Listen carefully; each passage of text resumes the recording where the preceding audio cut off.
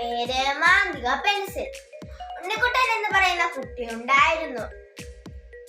കരിക്കട്ട എടുത്ത് മഞ്ചുമല വരയ്ക്കുന്ന ശീലവും അവനുണ്ടായിരുന്നു. അവൻ നേരത്തെ വരച്ച എലിയുടെയും പൂച്ചയുടെയും തത്തയുടെയും നടുവിൽ ഒരു മാന്ത്രികയുടെ ചിത്രവും അവൻ വരച്ചു. ചായ പെൻസിൽ കിട്ടിയിരുന്നെങ്കിൽ അവൻ ഇതിനെക്കാട്ടി നന്നായി ചിത്രങ്ങൾ വരയ്ക്കൂലേ.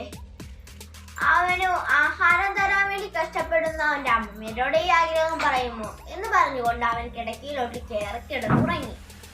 പെട്ടെന്ന് അവന്റെ സ്വപ്നത്തിൽ അവൻ നേരത്തെ വരച്ച മാന്ത്രികന്റെ രൂപമെത്തി.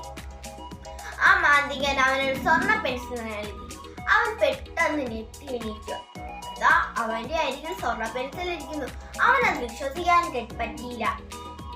അപ്പോഴവൻ ആ സ്വർണ്ണ പെൻസിൽ എടുത്ത് ചുമരിൽ ഒരു പൂജയുടെ ചിത്രം വരച്ചു. പൂജ ചുമരിൽ നിന്ന് ഇറങ്ങി വന്ന് ഉണ്ണിക്കുട്ടന്റെ കാലിൽ വീഴുന്നു.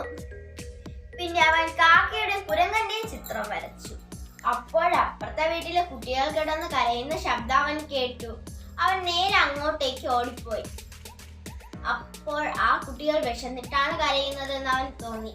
അങ്ങനെ അവനൊരു കൂറ്റൻ അപ്പത്തിന്റെ ചിത്രവും വരച്ചു. അപ്പം ചുമരിൽ നിന്ന് ഇറങ്ങി കുട്ടികളുടെ നടുവിൽ വന്നിരുന്നു. കുട്ടികൾ അത് മധുവരി തിന്നു.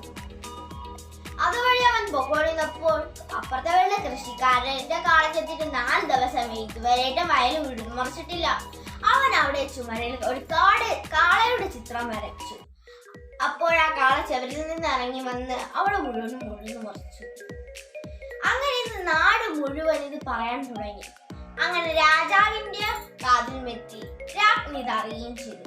അങ്ങനെ രാജ്ഞിക്കൊരു മോഹം, സ്വർണ്ണ മാമ്പരം തരുന്ന ഒരു മരം വരയ്ക്കാൻ. അങ്ങനെ രാജാവ് പറഞ്ഞു, ഉണ്ണിക്കുട്ടനെ ഇങ്ങോട്ട് കൊണ്ടുവരാൻ കുറച്ച് ഭടന്മാരായിരിക്കാം. അങ്ങനെ ഭടന്മാർ പോയിട്ട് ഉണ്ണിക്കുട്ടൻ നീ കൊട്ടാരത്തിലേക്ക് വാ. അപ്പോൾ അവൻ പറഞ്ഞു ഇല്ല. പിന്നെ അമ്പാരിയെ അയച്ചു. അമ്പാരിയും ഈ കാര്യം തന്നെ പറഞ്ഞു. കേക്കാക്കിയില്ല ഉണ്ണിക്കുട്ടൻ. പിന്നെ ആ വീട് മുഴുവനും പട്ടാളക്കാർ വന്നിരുന്നു. അപ്പോഴും ഈ കാര്യം തന്നെ പറഞ്ഞു. അവൻ കേക്കാക്കിയില്ല. പിന്നെ അവനെ കൊല്ലുമെന്ന് ഭീഷണിപ്പെടുത്തിയപ്പോൾ അവൻ ചെന്നിട്ട് രാജ്ഞി പറഞ്ഞ പോലെ സ്വർണ്ണ മാമ്പരം തരുന്ന ഒരു മരം അവൻ വരയ്ക്കാൻ പറഞ്ഞു. അവൻ വരച്ചു കൊടുത്തു. അവനൊരു കുസൃതി തോന്നി. അവൻ സ്വർണ്ണ മാമ്പഴത്തിന് ചുറ്റും ഒരു വലിയ കടൽ വരച്ചു. അപ്പോൾ രാജാവ് കൽപ്പിച്ചു, ഉണ്ണിക്കുട്ട നീ ഒരു തോണി വരച്ചേ എന്ന് കൽപ്പിച്ചു. ഉണ്ണിക്കുട്ടൻ തോണി വരച്ചു. രാജ്ഞി രാജാവ് തോണിക്കാരി പൊക്കോണ്ടിരിക്കും. ഉണ്ണിക്കുട്ടന് തോന്നി ഇനി രാജാവ് തിരിച്ചു വന്നാൽ എന്നെ കൊന്നു കളയും. അതുകൊണ്ട് ഉണ്ണിക്കുട്ടൻ ഒരു തിമിംഗലത്തിനെ വരച്ചു.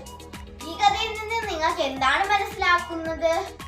അത്യാഗ്രഹം കാണിച്ചത് കൊണ്ടാണ് ഇങ്ങനെ പറ്റിയത്. നന്ദി, നമസ്കാരം.